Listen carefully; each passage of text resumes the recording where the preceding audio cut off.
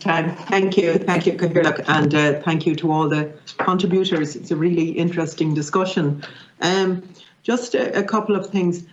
Matthew, how important do you think the student councils are, and what resources do you think that student council needs to enable them to represent the realities as you described, to be able to communicate that within a school and then outward from a school as well? That's my first question. Take that. Do you want to take that? Thank you. Look, student councils are one of the most important bodies in a school for students, because it's the main way they can have their voices heard. Students provide invaluable insight to schools when they're reviewing their bullying policies on an annual basis, because only students know what students are going through, and they can, I suppose, clearly say, this is what's happening, this is what we need supports for. But it is sometimes difficult, and it's one of the biggest challenges ICSU we face, is the establishment of student councils and also how they are treated. They're often, set up just to say, yeah, no, we have a student council set up, but then they're not actually engaged with, and they have to, I suppose, push and fight to actually be heard. And then when they are met with, they're kind of taught or treated as students and kind of like, oh, it's just the student opinion, as opposed to representatives of the student body, which is what they are. They're bringing their peers' views to the higher bodies in the schools so that they can actually do something about it. So I suppose the number one thing is first supporting the establishment of them and making sure that every school in the country has one so that student voice can be heard, but then also the way that they're treated and ensuring that they're treated as equal stakeholders, because they do make up the largest stakeholders in the education system. And when they're not treated like that, it's infuriating, and especially with an issue like bullying, where students can offer such invaluable insight because they've been through it themselves, they're going through it themselves. It's imperative that they are set up and supported. Good, thanks.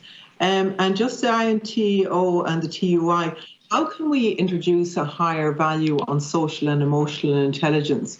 Like, the whole curriculum is designed on, stuffing in as much information as you can and vomiting that out on a paper for an exam. So what is needed within schools to prioritise social and emotional intelligence?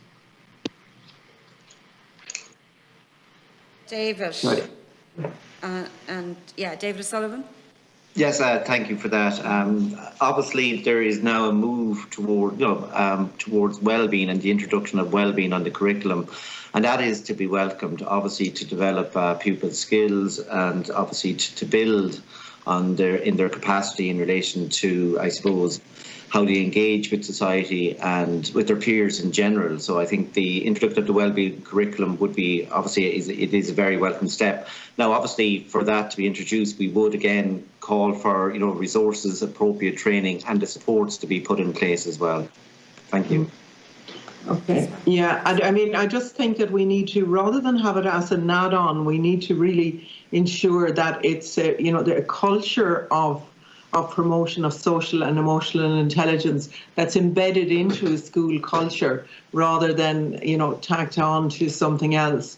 And that's why I think we need a radical reform of the whole curriculum, particularly at second level. I'm very conscious as well that we're talking about schools here. Not all schools are the same. Some of them are excellent and very outward looking and embrace all of these things. But I'm conscious of the level of bureaucracy and just the high levels of work for teachers within schools, and the impact on this pupil-teacher ratios and all of this, in just basically striving to do what's required of them, the load all the time. I want to just ask around the impossible caseloads of CAMS and NEPs.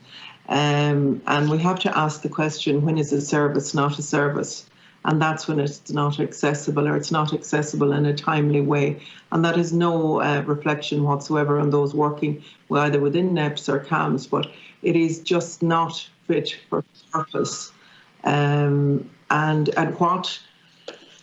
And yet we're told that there's millions and billions made available for mental health. But if because we all have as public representatives calls from parents all of the time who need their children to access CAMS and NEPs, and it's just not there. It's not there even in the form of a callback. So for teachers not having that, for parents not having that, no matter how well intentioned they are, it's causing a blockage there. So maybe just to ask one of the unions again, what can be done for CAMHS and EPSR? David. Okay, David Duffy, I'm going to let you in there. Thanks, Chair, and thanks, Deputy. Yeah, there's three aspects to it, I think.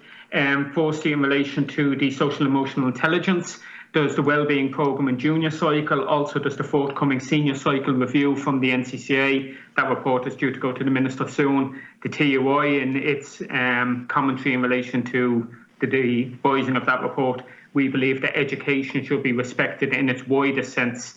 Yes, it has a role in terms of preparation for the labour market. Yes, it has a role in terms of preparation for further and higher education, but it also has a role in terms of education for education. And I think that a lot of the social emotional will come into that. In terms of the CAMHS and NEPs and so on, yep, through no fault of the staff there, they are under enormous pressure, and schools then find it difficult to get support for students in crisis.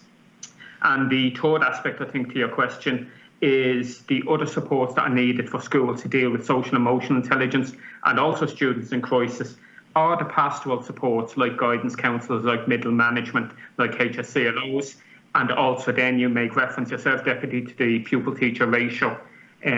If staff have less students at any given point in time, they're more likely to be able to pick up on those small little triggers which show that a student is possibly displaying the first signs of difficulty. Thank you. Okay, thanks. I don't know how I am for time, Chair. Oh, you're over your time.